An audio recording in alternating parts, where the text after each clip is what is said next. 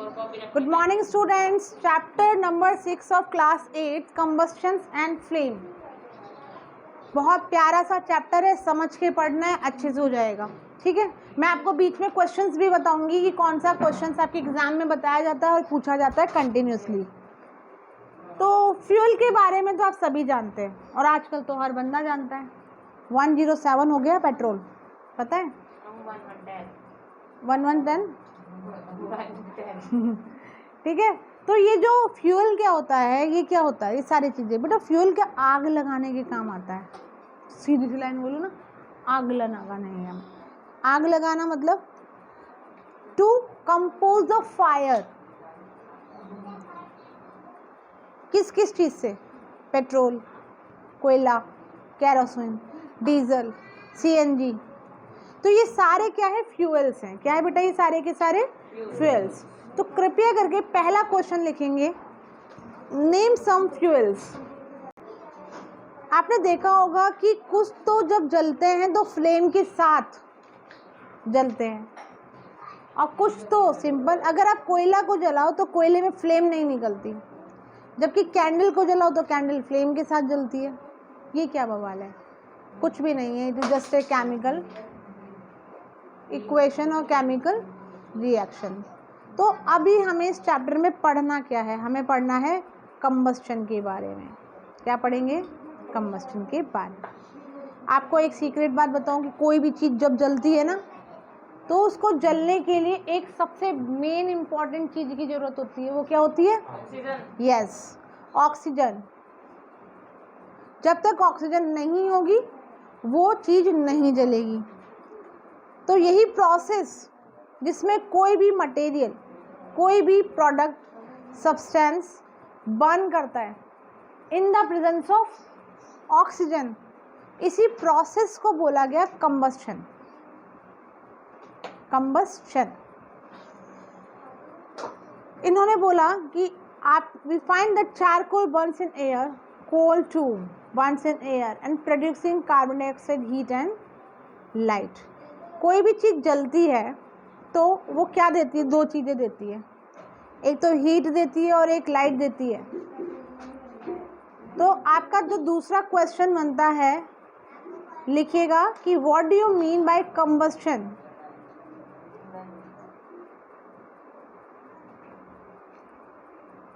Next question होगा what makes fuel.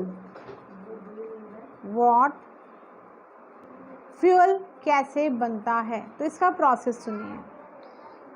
जब कोई केमिकल प्रोसेस जिसके थ्रू जो सब्सटेंस है वो ऑक्सीजन के साथ रिएक्ट करेगा और रिएक्ट करके क्या देता है? हीट। क्या देता है? उसी प्रोसेस को बोला गया कंबस्टन। और वही सब्सटेंस जो कंबस्टन हो गया है, जिसका कंबस्टाइल हो चुका है, वो किस में कन्वर्ट हो जाएगा? फ्यूल के अंदर। Is that clear? इसके बाद नेक्स्ट पेज पे जाएंगे।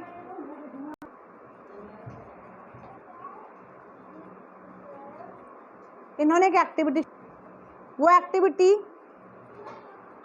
आपको इस चीज़ के बताएगी इस बारे में कि किसी भी चीज़ को यानी कंबस्टन होने के लिए क्या ऑक्सीजन की ज़रूरत पड़ती है। तो क्या किसी चीज़ को कंबस्टन के लिए ऑक्सीजन की ज़रूरत पड़ती है या नहीं पड़ती? इसके लिए क्या करेंगे आप? ट्रांसपेरेंट जो ग्लास होते हैं ना, उन ग्लास के अंदर जैसे आपको दिखा रखी है, इसके अंदर एक तो कैंडल लगा दो, जलती हुई कैंडल रखनी है तीनों ग्लास के अंदर, ठीक है। और एक के अंदर आप थोड़ी ऑक्सीजन जाने दो, एक के अंदर बिल्कुल मत जाने दो, ढक दो उसको। आप क्या देखेंगे कि जिसके अंदर ऑक्सीजन जा रही है, मतलब एयर पास हो रही है, वो तो क्या करेगी? कंबस्टन का प्रोसेस लगातार करती रहेगी, मतलब जलती रहेगी कैंडल। लेकिन जिसके अंदर जिसको ढक दिया गया है वो कुछ देर बाद ब्लो ऑफ हो जाएगी, पूरी की पूरी बंद हो जाएगी, जलना बंद कर देगी। क्यों? क्योंकि किसी भी चीज़ को जलने के लिए ऑक्सीजन की ही ज़रूरत पड़ती है। वही रीज़न होगा, वो जब तक जलती है जब तक कि उस ग्लास में पहले से ऑक्सीजन प्रेजेंट होती है तब तक, उसके बाद वो बंद हो जाती है। ये एक्टिविटी बहुत इम्पॉर्टेंट है और ये 1 मार्क्स का क्वेश्चन भी पूछा जाता है। वॉट नीड्स फॉर कंबस्शन, लिख लीजिएगा, what needs for combustion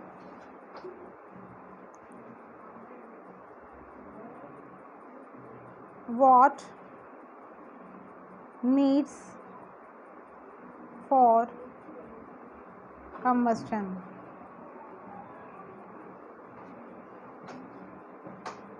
Explain with activity.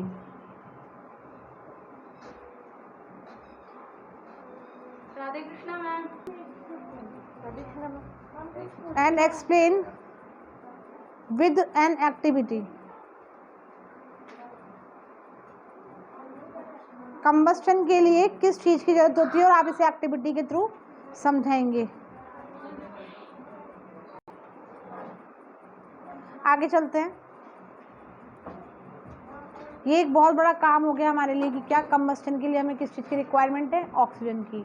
जब तक कोई चीज़ कंबस्ट होगी जब तक ऑक्सीजन है, जलेगी, हीट देगी, 2 चीज़ें देती है। क्या क्या देती है? हीट और लाइट देती है। आप एक्टिविटी हमने कैंडल के थ्रू शो कर ही ली है। एक्टिविटी 6.3 क्या बोल रही है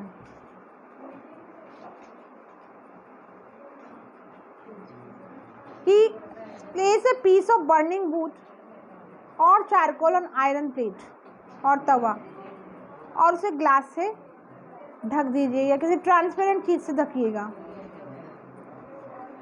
आप देखेंगे कि जो चीज जल रही थी कुछ टाइम बाद जलना बंद कर देगी। ऑफ कोर्स अभी तो बताया कि oxygen need for the burning.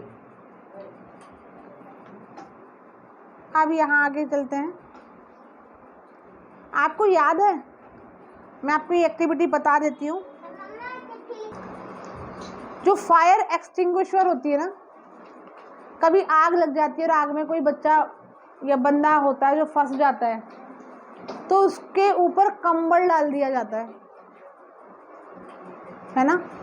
क्यों डाला जाता है कंबल? देखो यहाँ पे भी एक बता रखा है यहाँ पे कि एक बंदा पड़ा हुआ है, इसको आग ने कैच किया हुआ है, इसके ऊपर कंबल डाला हुआ है। ये इसलिए किया जाता है, इसका आंसर मिल जाएगा कि वो जो कंबल जो होता है ना, they do not allow to pass the oxygen through it. जब वो उसको ऑक्सीजन पास ही नहीं होने देगा तो आग को फैलने नहीं देगा और आग को बुझा देगा। कंबस्टन का प्रोसेस नहीं हो पाएगा। इसीलिए अगर कोई कहीं पे आग लग गई हो या कुछ हो रहा हो तो वहाँ पे कंबल डाल दीजिए मोटा सा उसके ऊपर। अगर कंबल ना हो तो मिट्टी भर के डाल दो, मतलब वो चीज़ जो भी एयर को पास होने से रोक रही है वो चीज़ उसके ऊपर डाल दो। तो पानी भी डाल सकते हैं। तो क्वेश्चन लिखिएगा, इसका इम्पोर्टेंट क्वेश्चन है वहाँ। why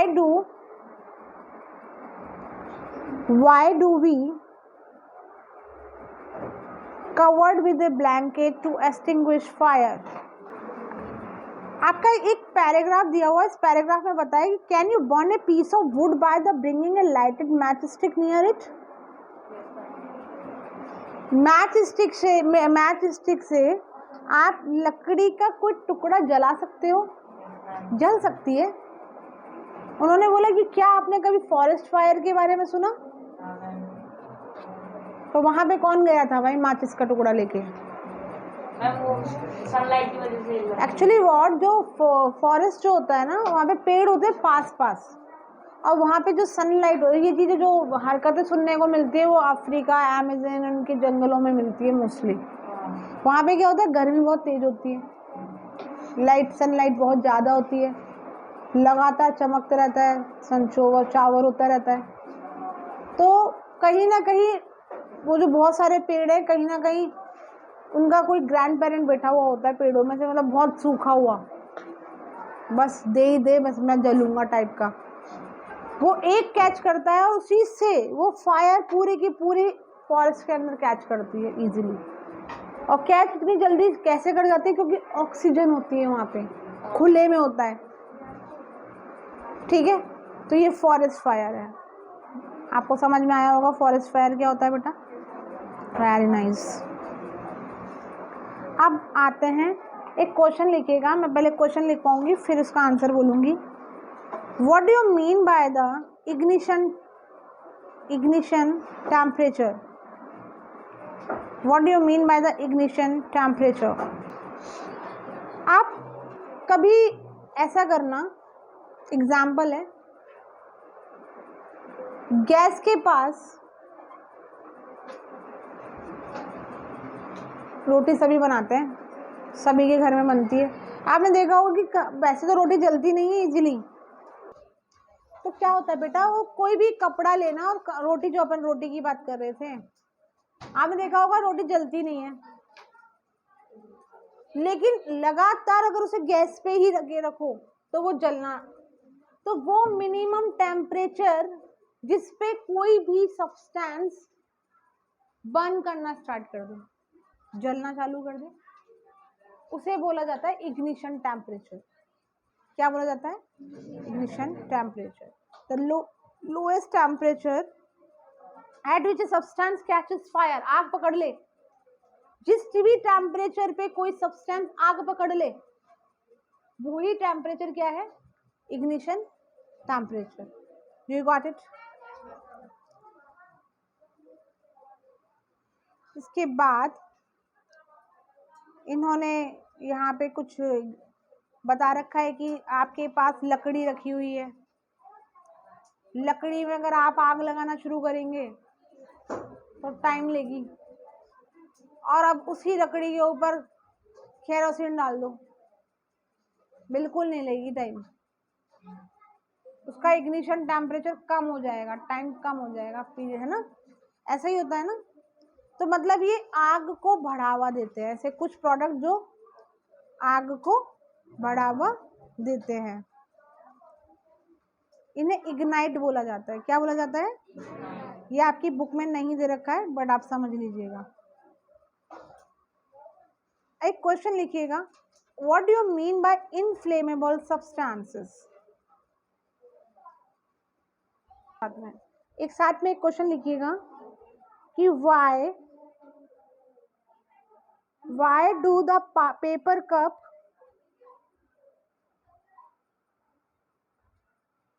does not burn in the water?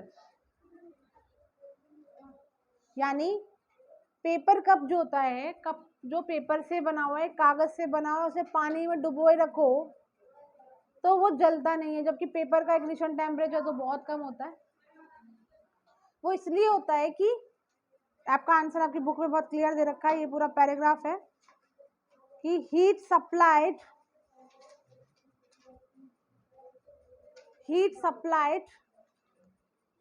to the paper cup is transferred to water by conduction. So in the presence of water, ignition temperature is not reached, hence it does not burn. Ignition temperature ही नहीं पहुंच पाता, उतना heat ही नहीं मिल पाती, उतना temperature ही नहीं मिल पाता उस पेपर को कि वो आग पकड़ ले, क्योंकि कंडक्शन का प्रोसेस होता रहता है कि नहीं होता रहता। अगला क्वेश्चन है, what do you mean bye inflammable substance? ये बताया मैंने, सारे सब्सटेंस जिनका इग्निशन टेम्परेचर बहुत ज्यादा कम है, जो जल्दी से आग को कैच कर ले, जैसे अभी केरोसिन डाला था, क्योंकि हाईली इनफ्लेमेबल सब्सटेंस है वो। केरोसिन डालने से लकड़ी या फिर कोई भी चीज आसानी से जलने लग जाती है ना। अगर रीजन कोई पूछे व्हाई, तो आप बोलोगे बिकॉज केरोसिन, पेट्रोल, ये सब क्या है? हाईली इनफ्लेमेबल सब्सटेंस, बहुत ज्यादा जल्दी से ये आग कैच कर लेते हैं, क्योंकि इनका इग्निशन टेम्परेचर बहुत कम होता है। कम होगा जब तो पकड़ेंगे जल्दी से, ठीक है। अब एक क्वेश्चन लिखिएगा, why do inflammable substance catch fire easily, name some of inflammable substance. तो कुछ इनफ्लेमेबल सब्सटेंस के नाम भी आपको यहाँ इजीली दे रखे हैं। एलपीजी हो गया, अल्कोहल हो गया, पेट्रोल्स हो गया, ये कुछ इनफ्लेमेबल सब्सटेंस है। अगला टॉपिक है आपका how do we control fire. हम आग को कैसे कंट्रोल कर सकते हैं। तो आपने देखा होगा, कभी कभी आपने सुना होगा कि घरों में आग लग जाती है, दुकान में आग लग गई, फायर ब्रिगेड को बुला लिया, लेकिन फायर ब्रिगेड जो एक टांग पे तो खड़ी रहती नहीं है, आने में कुछ टाइम तो लगेगा। उस टाइम तक आप क्या करोगे, सिर्फ देखना है क्या आग कैसे लग रही है, प्रोसेस मत देखने लग जाना। उस टाइम तक आपको क्या करना है, पानी डालना है उसके अंदर। जितना हो सके आप अपनी हेल्प कीजिएगा, उनको ऐसे मटेरियल मतलब पानी डाल दो। पानी भी बहुत अच्छा है, पानी क्या करता है, इग्निशन टेम्परेचर को बंद हटा देता है, बढ़ा देता है, तो आग जलना बंद हो जाती है। ऐसा काम आप करते रहेंगे, बाकी का काम फायर एक्सटिंग्विशर जब आएगी तब करेगी। आपने कभी सोचा कि फायर एक्सटिंग्विशर में ऐसा क्या होता है कि वो आते आग बुझा देती है। तो इसका आंसर आपको इस पैराग्राफ में मिलेगा। इस पैराग्राफ में बताया गया है कि these are fuel, air and heat. Fire can control by removing one or more these requirements. The job of a fire extinguisher is to cut the supply of air or it bring down the temperature of the fuel or both. ये क्या करती है, fire extinguisher जो होती है वो जो ignition temperature होती है ना, वो सबसे पहले तो क्या कर देती है, पूरी की पूरी ऑक्सीजन जो होती है ना आसपास उसकी जो सप्लाई उसे कट कर देती है। ठीक है, उसके बाद लो इग्निट जो ऐसे जो सब्सटेंस जो इग्निशन टेम्परेचर को बढ़ा देते हैं उन्हें डालती है। पानी हुआ, पानी इज अ गुड एग्जाम्पल। वो आग में जैसे ही जाते हैं उस आग को वो बुझा देते हैं। तो इस तरीके से एक काम करती है। आप क्वेश्चन लिखिए कि how the fire extinguisher works. How the fire extinguisher works. तो अभी हमने देखा कि कंबस्टन होता क्या है, क्या जरूरत पड़ती है, इग्निशन टेम्परेचर क्या होता है, इनफ्लेमेबल सब्सटेंस क्या होते हैं, इंपॉर्टेंट क्वेश्चंस मैंने बता दिए, एक्सटिंग्विशर कैसे वर्क करता है, ये सारी चीजें मैंने आपको बताई है। तो बेटा इसके आगे का जो पार्ट होगा हम नेक्स्ट वीडियो में कवर करेंगे। Till then you have to be do what, you have to be do more and more study and do this question answer and your NCERT questions too. I hope आपको जितने भी questions मैंने कराए हैं ये आपको easily समझ में आ ही जाएंगे और आप इजीली उनको अटेम्प्ट कर पाएंगे। Till then take care, good bye.